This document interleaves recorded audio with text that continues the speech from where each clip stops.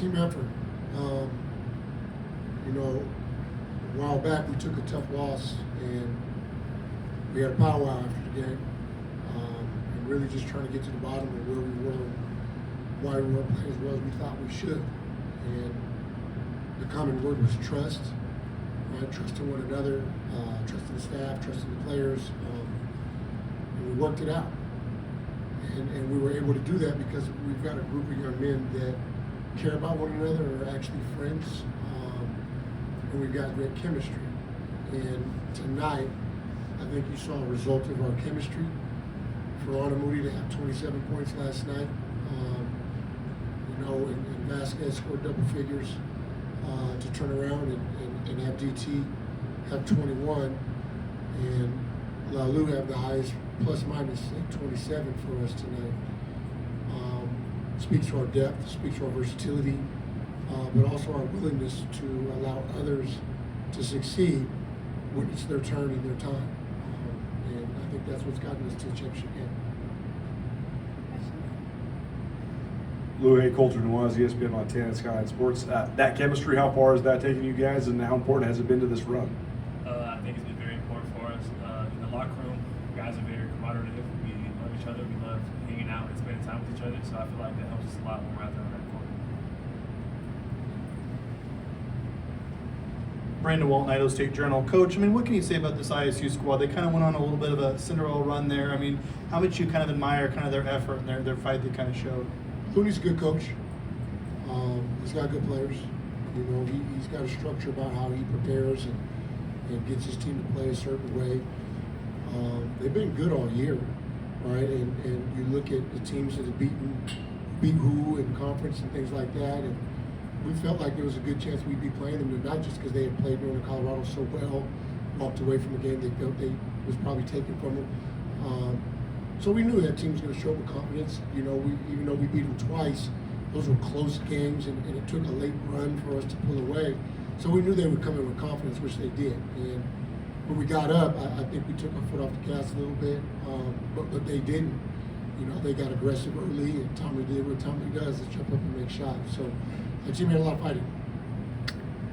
Frank Agola with the Missoulian newspaper for both DT and Luke. After foul trouble yesterday, just what was the mindset for you guys coming into this game, not wanting it to be your last college game? Yeah, I can start that. Yeah, we talked about fouling. You know, Travis gets on me for reaching. I reached down a lot, swipe down. He just hammered it into my head, just go straight up, wall, and don't reach. And I did that tonight. We just next player, next man up mentality. We had the fouls, and this is what it is. We just had, like I said, we've had great chemistry. Guys stayed ready, and that was the result. Guys stepped up. And after you guys were leading by 20, Idaho State cut it to 9, but then you both came up with some big baskets. How was this team able to stay with it and push that lead back out? I think we talked about it in the locker room. BT made a point on this. He said that when they just cut the lead down to 9, we weren't rattled at all. We didn't get sped up.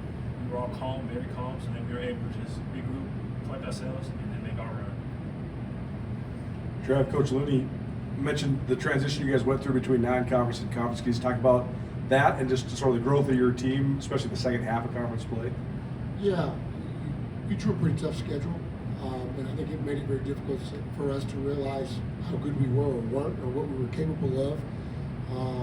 Some of those teams we played very well against for stretches, but we had a lot to figure out. And the more like opponents, we played extremely well, and to sweep a couple of those teams, we started getting some feel for who we were, and we created an identity for ourselves, more so on the offensive side of the ball.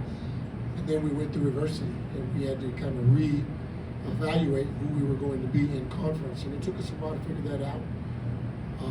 But once again, that's chemistry, that's versatility, that's guys that have confidence in themselves and each other. We always had enough depth to be a good team, and we just continue to get stronger. Looney also praised your guys' defense. I know you've talked about it for, I mean, not just this year, 10 years, about how defense can translate to offense. How much does that show just the sort of proof of concept in these guys' trust in you and your staff? A lot. You know, in all honesty, we've got quite a few guys that are more offensive minded. more motivated by offense. And so it takes time to create a level of commitment to the defensive side of the ball, especially when no one's ever asked you to do that, or there hasn't been a level of expectation. But also, I think sometimes it takes some losses for a group to realize that, you know what, there's one way we can solve some of our issues is on that side of the ball, because you're not going to make shots every time. And for us to be holding teams at 40% in the conference tournament right now is huge, because we weren't able to do that earlier in the year. And you squared off with the Cats so many times in your life, but now you get in the championship game. Just thoughts on the chipper? You know, we'll address them like we would any other team on one night. There's a lot that I'll always remember about this matchup, more so about who's coaching that team than necessarily what color uniform they're wearing. So it'll be a meaningful night for me. But for this group, you know, we've got some young there that have never been in a straight tournament. And so, you know, there's a lot of reason to go out and play desperate. It's been our motto. One more time.